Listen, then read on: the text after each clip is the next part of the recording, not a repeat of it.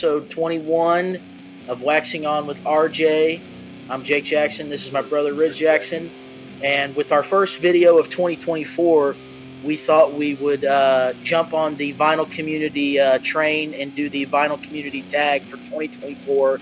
The 20 questions from Rob Walker. And these are our answers. So we'll dive right in. We'll start with question number 1, which is favorite record you purchased in 2023. So I will go first with this one. This is a record I've been looking for a long time. I found it on Discogs, but I wanted to find it at a local shop. Happened to find it, but that is Leatherface Mush. I absolutely adore this record. It's fantastic British punk record. They're somewhere over in the UK. It's fantastic stuff. I can't recommend that more. That is my number 1 pick. A record that I've talked about a lot. It'll be the third time I've talked about it on this show. And if you want to hear me talk about it in depth, go listen to other previous episodes. And that is Code Orange, The Above, my favorite record of 2023. I didn't bring all 5 copies, but probably my favorite current band and my favorite record of last year. Question number 2. What is the last record you bought in 2023? The last record I bought in 2023 is Cryptworm, Oozing Radioactive Vomitoshin. I still don't know how to pronounce that last one, but it's great, killer, brutal, awesome death metal from UK. Also, recommend this one. It's really good. That was my last purchase. Bouncy riffs on that one. It does have some bouncy, catchy riffs. Okay, I'm going to cheat a little bit because I bought 2 records. My last 2 records I bought of 2023, I bought them on the same day, and they arrived on the same day. So I'm going to show 2. So, and this is from 1989. This is as of to this date, the last Jackson's record, 2300 Jackson Street, released in 1989. Still sealed, got the hype sticker. This is the only album without Marlon and Michael, except for they're on the title track, all 2300 Jackson Street. But really underrated Jackson's record. Needed it in the collection, and I'm glad to be able to get it. And the other one, I'm going to go use a CD here, and that is Bryan Adams, 2004 Room Service. A really underrated early 2000s Bryan Adams record for all the Bryan Adams fans out there. So now we'll move on to number 3. A band or a singer who's released 2 or more albums in the same year. That was a very common thing, like back in the day with rock bands. They were all releasing like multiple albums in a year. But I had to go with one of my favorites, which is Black Sabbath. Black Sabbath self-titled, which was released in February 1970. So I don't know, I got these like given to me, so I'm pretty sure they're close to OG. And then in September 1970, Black Sabbath released Paranoid. Can't go wrong. I will say, like, there are so many songs on Paranoid that I love, but it is honestly my least favorite Black Sabbath record. That might be a hot take, but yeah, self-titled. Least favorite Ozzy record or overall?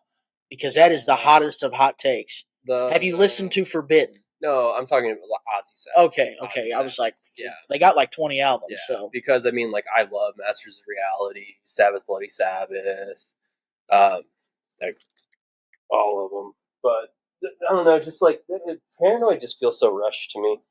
But that's just a little hot take. I'm going to show Code Orange again because I thought the question was a band that released 2 records in 2023, not ones that released 2 in 1 year. So I'm going to go with The Above, Code Orange, and there's not a physical copy, but they did release a remix album last year called What Is Really Underneath. That is my pick for that. Yeah. You'll be seeing Code Orange a lot on this list. All right, so let's move on to number 4. If you could only listen to music from one decade, which decade would you choose? It's a hard question. Do you want to go first on this one? I'm going to, because I had a different answer. I originally had the 1980s because it has a lot of my favorite bands. But if I couldn't go the 90s, I wouldn't have Hatebreed. I wouldn't have all the best Madball records, even though I know they started in the late 80s, early 90s. Good Charlotte, Blink, Korn, Slipknot, like a lot of fundamental bands for me. Yeah. So I would probably have to go with the 1990s. Even though the 80s and 2000s are also really good. Yeah, I mean, like, you got like 70s and stuff, which has like amazing music, some of my favorite music. But for me, I had to go with the 80s because I know technically they started in the 70s, but like where they really took off was, for me, the music that I appreciate a lot was from the 80s, and that's like The Cure. Like, so I had to go 80s. Like, I can't go without like ever being able to listen to The Cure, Depeche Mode, New Order, Joy Division, like, I mean, I guess they were late 70s into the 80s, and then like hair metal. I was raised on that. Fantastic hardcore, and metal was also released in the 80s. Like, but then it's hard because Black Sabbath, 70s, it's like and you had Kiss and Van Halen, so Yeah, that dude. Hall & Oates for me, like there's so much 70s stuff that David Bowie. it's hard. Like, it's a tough one, but I'm gonna go with 80s on that one. All right, so let's move on. Number 5, show a record by a band or a singer from Manchester. So this was tough because we don't really have many. We have stuff from the UK, but not Manchester. Yeah, I mean, for more of like the mainstream, it's either like Joy Division, New Order, stuff like that. Oasis, I believe Oasis from Manchester. So I had to go to a CD here, and be the Smiths, "Meat Is Murder." I bought this a long time ago during my vegetarian days, and I was like, oh yeah, I heard the "Meat Is Murder" is like the last track on the album. That's fantastic. Not as big of a fan of Morrissey because of his interesting fellow. Yeah, we'll leave it there. We don't want to get on any of that, but yeah, that was my pick for Manchester. I don't really listen to it that much anymore. Yeah, and I already told myself I don't own anything from a band or artist from Manchester. It's the way it goes sometimes. It'll be all right. But I hope for that to change because I cannot believe I was like, I have stuff from the UK, but I do not have anything from fucking Manchester. I got Blackpool. I've got all these other. I have so much stuff from the UK. It's just not from Manchester. It's from all around. I mean, I can't answer that question. Like Leatherface is from like way across from Manchester, and we'll move on to number 6. Which band or singer did you listen to the most in 2023? I will go with The Cure. Yeah, I was going to say you have many Cure records to show off here. But this is the one that I picked. I found this at the punk rock flea market at a vendor booth, which is The Cure, The Walk. It's a little mini LP. It's really cool. Awesome addition to my collection. Many great tracks. Really, really good. The Upstairs Room, Just One Kiss, The Dream, rolls. Yeah. But I'm going to show a different record. I'm going to show their 2020 record, and that is Code Orange, Underneath. Great album from 2020, my favorite record of 2020. And I'm going to show the autographed version, which I may have showed on here before. Yeah. We got Reba, we got Shade, we got Joe, we got Jamie, and we got Dom. And Joe never wearing a shirt. Joe Goldman, legend. So, yeah, Code Orange, without a doubt, my most streamed artist listened to, because they released a new record. And from the day that it came out to the end of the year, I listened to it every fucking day. So you do love Code Orange. I do. Yes. Code Orange forever. So we'll move on. Number 7. Show 7 7-inch records. I'll go first here. So my first, I'm not like I do collect 7 inches when I find something interesting, but most of these I haven't bought a 7-inch in quite a while. My first is a little bit of local love from a couple bands from St. Louis. One is currently still active, the other one is not. Many years ago, Fister, band from St. Louis, doom, stonery, sludgy band, and Everything Went Black, did a split 7-inch where they covered each other's songs. If I remember right, Fister covered Card of Giants, which was an Everything Went Black song. Everything Went Black covered Suicide Hessian, which rolls. It was a 3-pack, different colored vinyls. There was only 50 of them made. I gave you one of the copies. Yes, I have one as well. I kept very 2. Cool. Yeah, it's really cool. So we got that one. So I have a really cool German pressing that was gifted here from my brother when my daughter was born of The Cure Letter to Elise. And on the other side, you got Big Hand. I went to see Converge a long time ago on their 20-year anniversary with Drop Dead. And they had the Drop Dead and Converge did a special split 7-inch for that show where I believe it was either every show or every few quarters of the show had a different vinyl color. And very cool. I'll keep it with Converge because I got a few Converge. Converge is one of my favorite bands. But so making up for all the Code Orange picks, you're gonna So I'm going to load it up. We're doing the C bands. You did all Code Orange. I'm going to do Converge. And back around when Axe to Fall was released, Converge went to BBC Studios and recorded this awesome 7-inch that had Dark Horse, Axe to Fall, Damages, and Hanging Moon. They recorded it all there in that legendary old studio. This was on some Pink. Love that. Then after The Dusk and Us was released, My favorite Converge record. Yeah, they released a 7-inch that had some little B-sides on it. Permanent Blue, Churches and Jails, Melancholia, and Beautiful Rain. But yeah, and then this was another gift from me. You give me a lot of 7-inches, and I love it. Jesus Piece. 10 out of 10. Stinking EP, which is one of the best. Still my favorite Jesus Piece release they've ever done. Yes, dude. I mean, you got Lost Control, Sinking, Oppressor. Oppressor is fantastic. Coward's Way, Conjure Life. All my favorite Jesus Piece songs.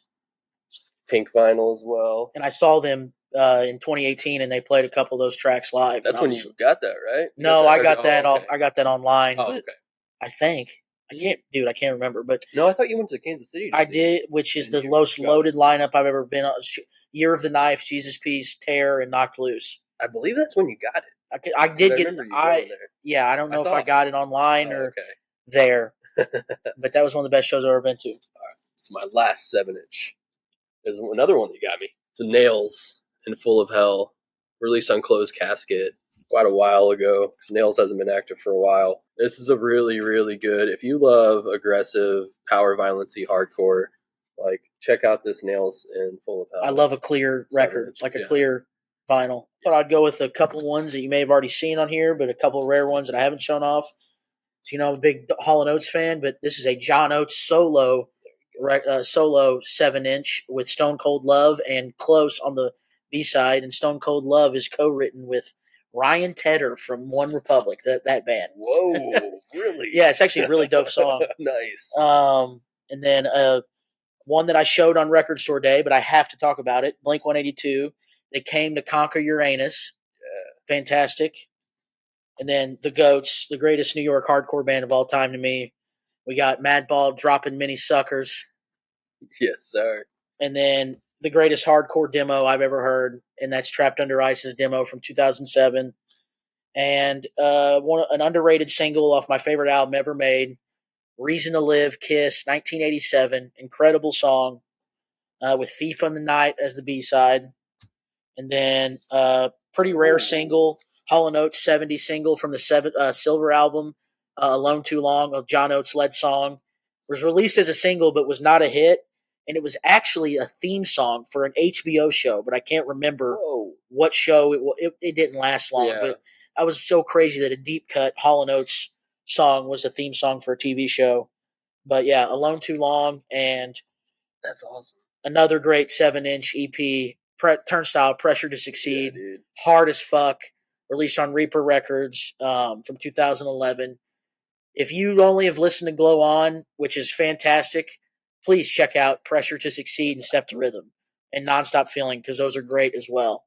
So those are my 7-inches. Yeah. All right, so this is a tough one.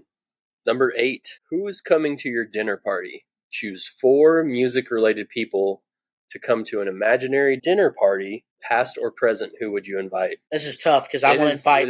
I could invite 100 people that I want to talk to about music.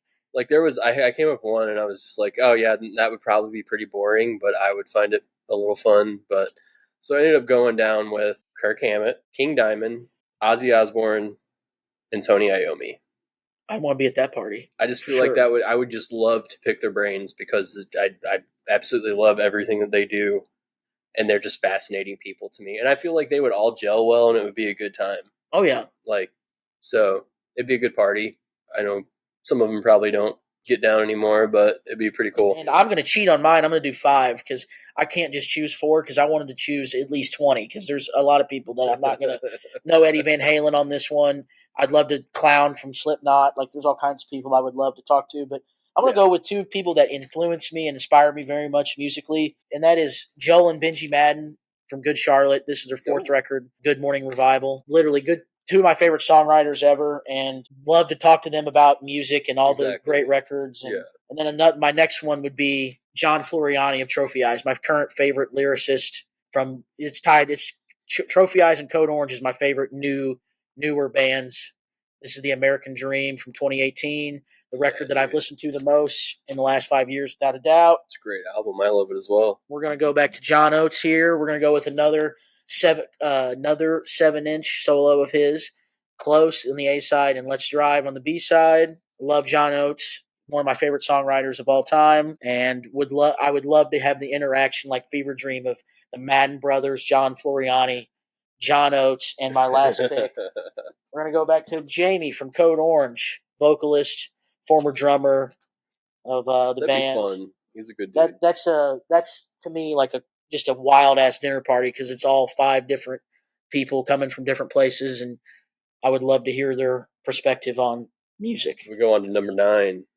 We lost them. Choose one musician who passed away in 2023. So for me, I went with Gary Young, who was the original drummer for Pavement. He was only on Slated and Enchantment back in 1992. Fantastic album. Really awesome indie alternative rock. He was a really good dude and really good musician on the drums. He did some other things. I think he made a couple other projects after this, but yeah, tragically passed away in 2023. I don't have any but I'm going to shout out Steve from Smash Mouth, the vocalist who passed away. I don't own any Smash Mouth records, but there's a couple that I really like, and I want to get like Astor Lounge, the big ones, the one with Walking on the Sun on it. I would love to have those, but I think Smash Mouth is a really good band, and that was like crazy to me that he had some demons. He had a lot of shit going on. I think alcoholism pretty bad and stuff like that. Sad.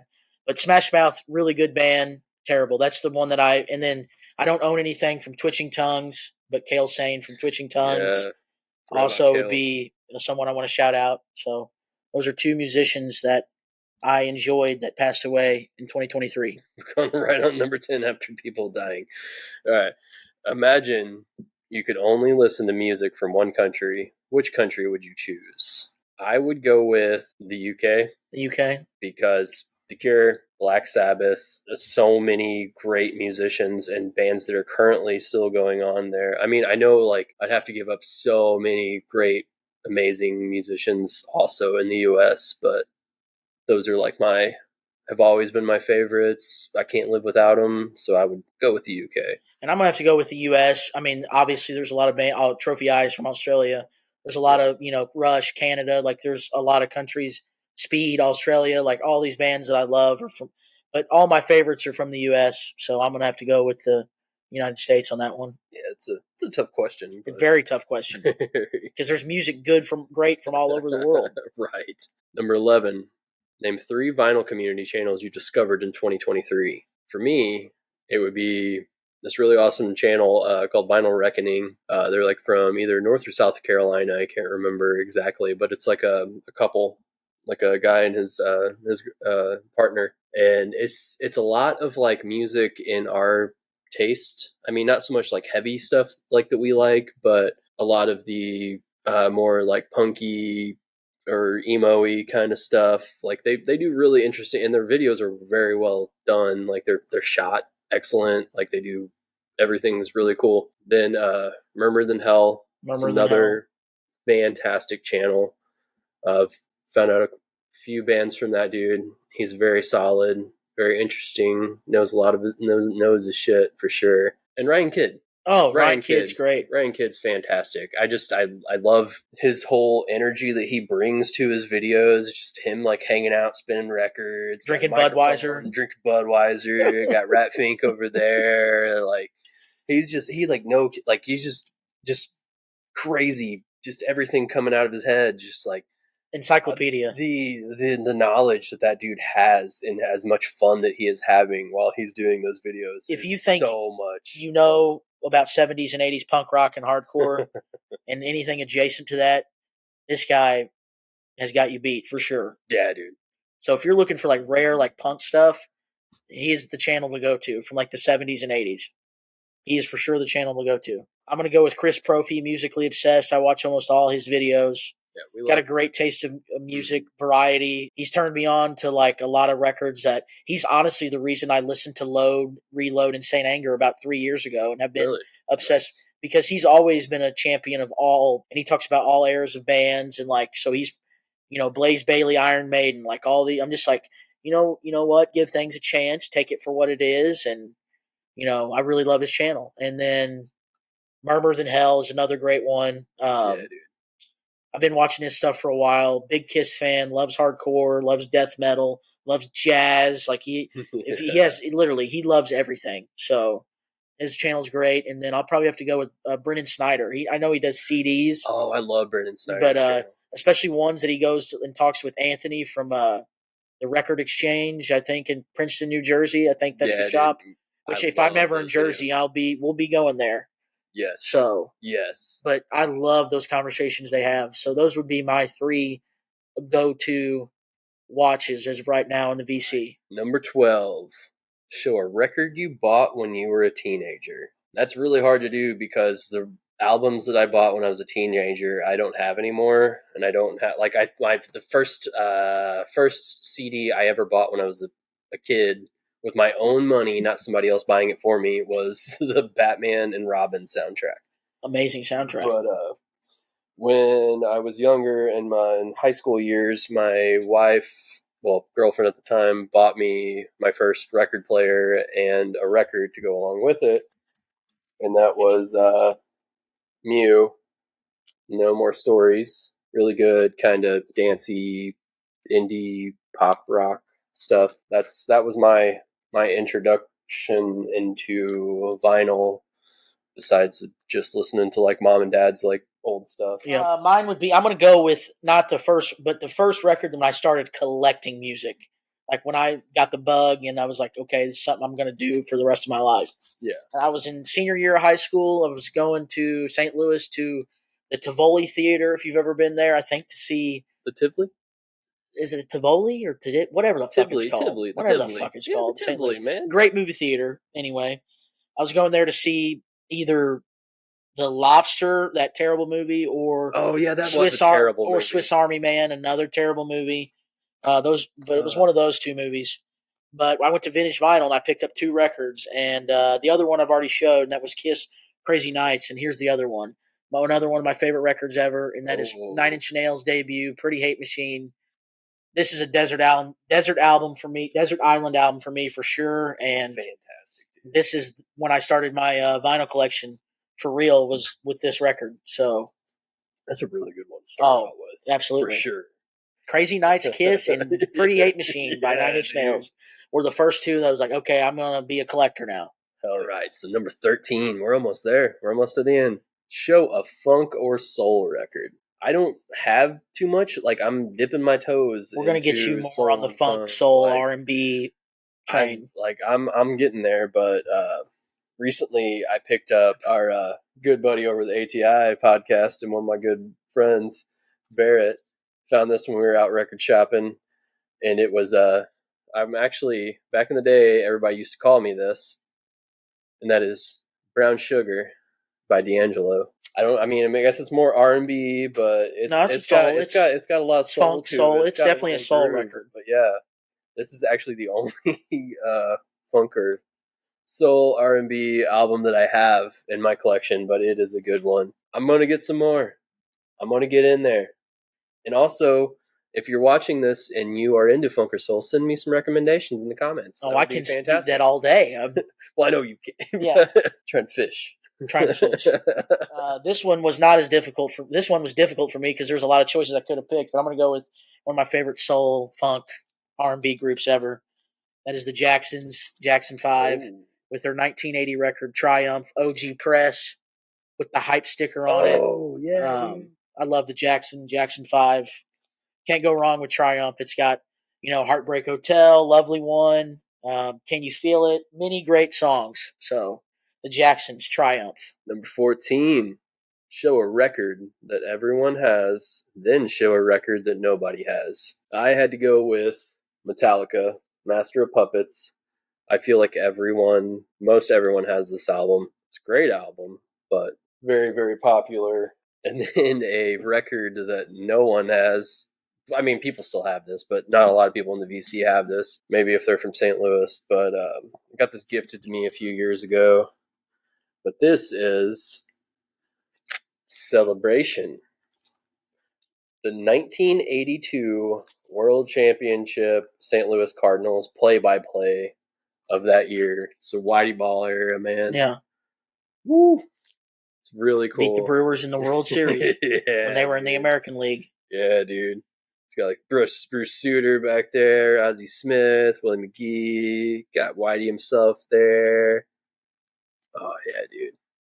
I love that. Fantastic. Very jelly. Yeah, dude. Of that. I thought this was really like she was like, I don't know if you'll like it. And I'm like, God, this is so cool. Like, absolutely. Go Birds. Go Birds. 2024 is our year.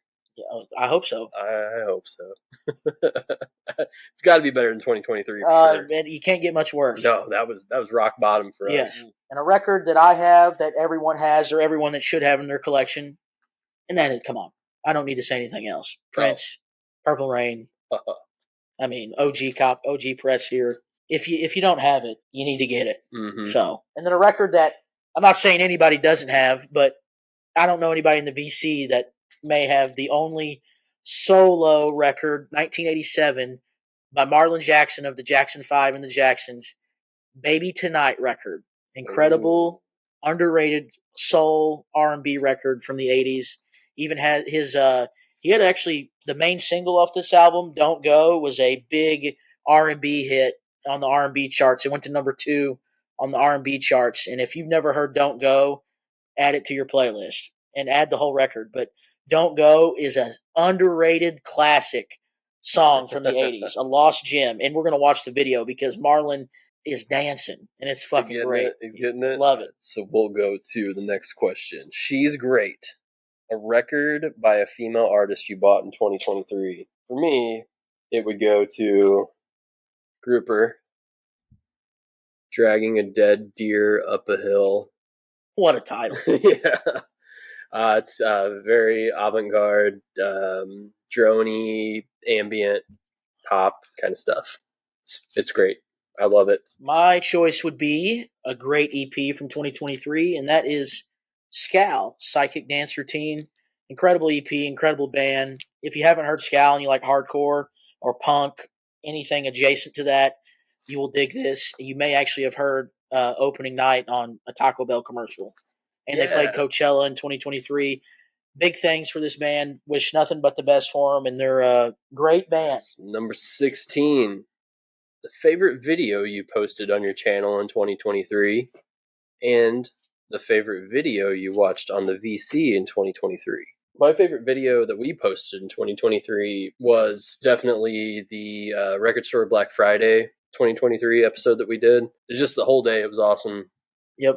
Went around, hit up a couple shops. Went bankrupt for me. Yeah, you went bankrupt.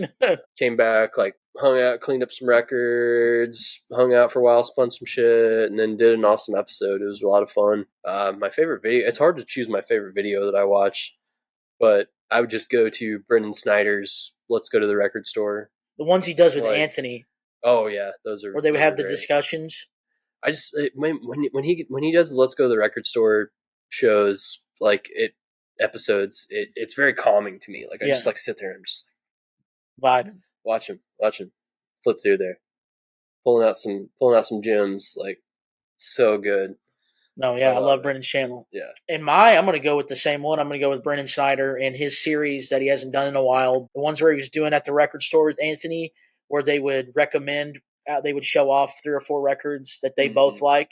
Yeah. So, that's what I love. So I thought those were pretty rad. I can't remember the titles of them, but I thought those videos were pretty rad because I'm always looking for new stuff, and anything that they recommend, I usually try to check out. All right, number 17. Show me a record you describe as a 90s classic. You go first. I'll take this one because I've been dying to talk about this because this was a Christmas present for my brother.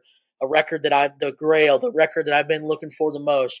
Not an OG press, but it'll do. It is a 2000 repress of a absolute 90s New York hardcore classic, Marauder, Master Killer. If you love hard music and you have never heard this, whatever you're doing, pause, stop, listen to Master Killer. This is one of the greatest records ever made, period. And I've only been aware of Marauder, honestly, because of Hard Lord for the last year and a half, 2 years. And I can't believe I was like Patrick Starr under a rock, and now I'm obsessed. This is when I walk or run, when I do exercise or anything like that, that's mandatory listening. Marauder, Master Killer, 90s classic. All right, for me, I'm going to go to a tape, and that would be Failure's Fantastic Planet. It's a fantastic 90s album. Everything on this is great. Saturday Savior, opening up with that is just really, really good. Classic band. You saw them live recently or a couple years ago. It was at Pops, right? 2021, I believe. It was like it was fresh out of like when we thought we were okay after COVID, or the lockdown or whatever. And then me and Barrett went to go see him up at Pops. It was a great show in Sauget, Illinois. Up in the old Sauget. Yeah. I love Pops. Last Pop show I went to, no bullshit, Fozzy. You want to talk about a fucking hell of a time, Fozzy. That's awesome, brother. Butt Rock. I got a soft spot for Butt Rock, man. It was a great show. I got hammered. It was incredible. Oh, every time I went to Pops, I just came out of there absolutely hammered. The drunkest in my entire life I've ever been, besides opening weekend of this house when you moved in, was at Riff Raff at Pops, and I had to be dragged out of there by friend of the show, Blake Worley. So, yeah. So that's the Riff Raff. I got absolutely obliterated there. Oh, number 18. If you could walk into the cover, look through your collection, and choose a record cover you would like to be a part of. For me, I would go with Dead Moon's first album, In the Graveyard, just so I could hang out in a graveyard and pick Fred and Tootie's brain. They're two fantastic people. Dead Moon's just a really awesome early rock band. Got some really killer surfy kind of vibes at times, but really macabre feeling to them. Just great raw, awesome rock. Yeah. Hell yeah! I would want to be awesome on that cover. Just hanging out on headstones, at night. I've done that quite a few times in my life, and it's a lot of fun. Actually, I know it sounds weird, but scary it's fun. For me. It's fun when you're hammered and you're hanging out in a graveyard. It's kind of fun. Well, my choice would be, and this could have went for the 90s classic as well. And if you know me, I love this band and this record. I've been spinning it a lot lately. And I know a friend of the show, Garrett Gaston, is a fan as well. We got Lynn, You Can't Stop the Bum Rush. Look at this album cover. This album cover is so sick. I don't know why, but I just love it. And I think it's a really underrated record. Of course, everyone knows Steal My Sunshine. Yeah. But I highly recommend. It's very experimental, honestly. I'd check out the whole thing. It's got something for everybody. It's got alternative rock, hip-hop, trip-hop, poppy, weird stuff going on, sampling, like breakdancing vibes to it. Like, very interesting band, and that's why the 90s was so cool, because you could get bands like Lynn on the radio who were actually fucking unique and wild, but had a unique, catchy song. And if you're a Broken Social Scene fan, one of the members is on the intro of Steal My Sunshine. Number 19. It's like a greatest hits. Show a record you're so familiar with that it feels like a greatest hits. For me, that would definitely have to be Interpol's Turn on the Bright Lights. I know this record like the back of my hand. I absolutely Obstacle 1, Obstacle 2, Stella Was a Diver, Roland, Leif Erikson, every bit of this. You got fun songs, you have crushing songs. The way that the bass work just like drives everything home is amazing. The vocals are just perfect for the mix of everything. I couldn't ask for more out of an album. I've listened to this so many damn times. You know every note, every word. It's one of those. Everything. And every one could be like a single. Yeah. I remember like seeing like the video for Obstacle 1 a long time ago on MTV or whatever it was, and it just like blew my mind. I was like, I've never heard anything like this before that kind of New York style of newer rock going on. Interpol, Turn on the Bright Lights. If you don't have it, go and get it, because that's a classic, and it's going to be a classic, in my opinion. Here's another 90s classic that could have been in that category as well, but a record that I think everybody should own or appreciate or respect, and every song could be a single. That's a good one. That is Blink-182's Enema of the State. One of the most iconic punk rock, pop punk albums of all time. Super influential, literally changed the game. And every song, 10 out of 10. Of course, All the Small Things, Adam's song, What's My Age Again, everybody knows those. But songs like Dysentery Gary, Mutt, Dumpweed, like those are lives. live staples to this day. Great album. I've been listening to it honestly in preparation for this every day, and it never gets old. And it has one of my favorite snare sounds ever. And check it out. Or if I can't believe if you live under a rock, you've heard it. But everybody's heard that, and it's such a good album. And I mean, shit. Yesterday, All the Small Things was released as a single 24 years ago. Because I follow that. I send you guys that Blink-182 history account. Yeah. So I'm sure that you were tuning in to MTV and you probably saw All the Small Things video. I'm pretty sure I watched the premiere of the video because they used to do like those premieres where it's like tune in. That was so sick that bands would be. That's what I miss about Envy, that era. Like you were able to tune into bands and watch, Slipknot on Headbangers Ball with Jamie Josta. Yeah, we couldn't just like go to like.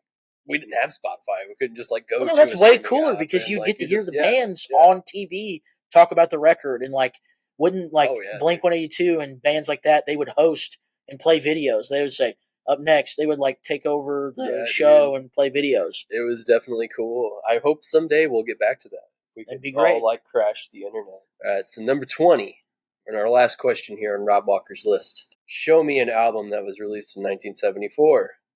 I thought this was going to be tough, but I actually dug through, and I have quite a few albums from 74, but I had to go with this one because it's very, very good. So I had to go with Scorpions' Fly to the Rainbow.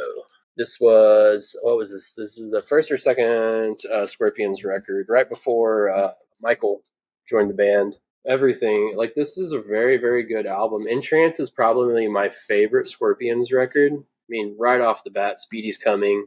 It's just a great, great song. But actually, the B side of this record, This Is My Song, Far Away, and Fly to the Rainbow are just masterpieces. I feel like Fly to the Rainbow sonically is very good. I love the cover. I'm gonna check that one out. Yeah, dude. And then I always thought this was funny. Everything like the band, the band's like the lineup is printed on this dude's butt. As you already say, I was like, that dude that looks like a butt right there. Yeah, dude. It's just he's flying through, and so you got like Rudolph, Ulrich, and Klaus, like all their names on the dude's butt.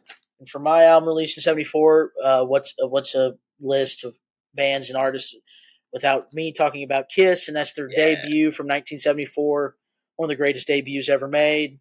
Every song, this is also could be a contender for an album that runs like a greatest hits. You got Black Diamond, Cold Gin, Deuce, Strutter, like so many great songs. Kissin' Time, 100,000 Years, dude, amazing. Firehouse. Oh, dude, Deuce and Cold Gin are.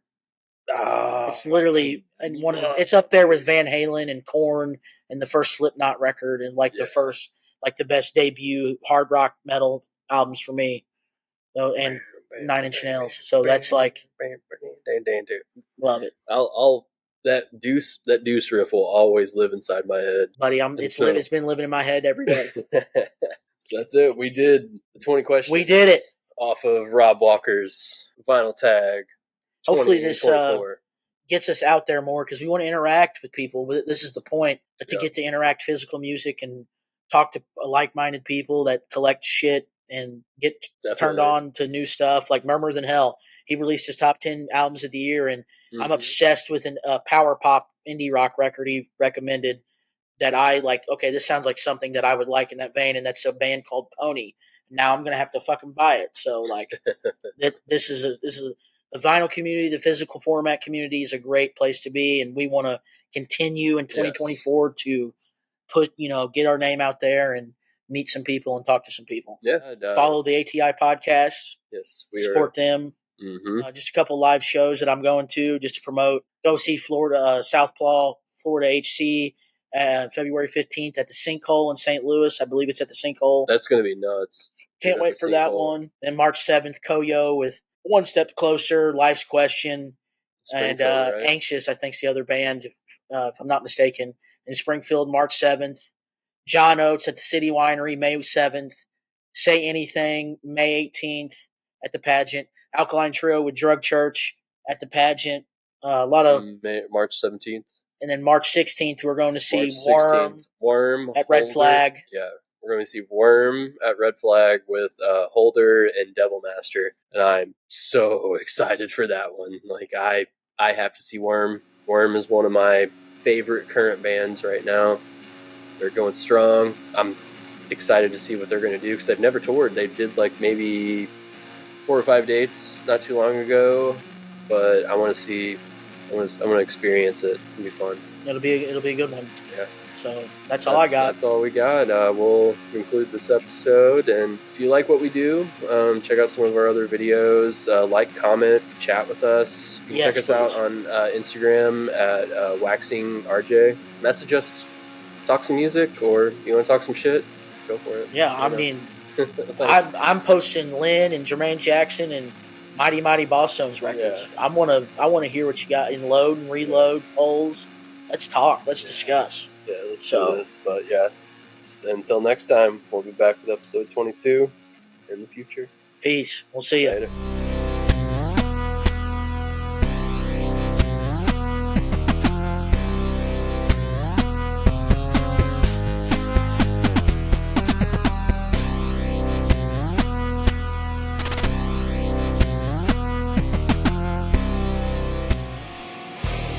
This is Barrett from the ATI podcast.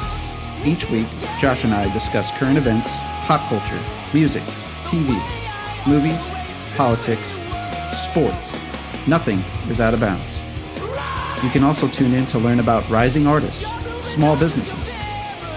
Whether it's music, graphic design, filmmaking, or even a brick and mortar mom and pop shop, we will be spotlighting folks and their endeavors. Listen to us on Spotify, Apple Podcasts, Google Podcasts, Amazon Music, Anchor, or anywhere you enjoy your podcasts. Just search ATI Podcast. We would like to thank you for your continued support, and as always, please stay safe out there.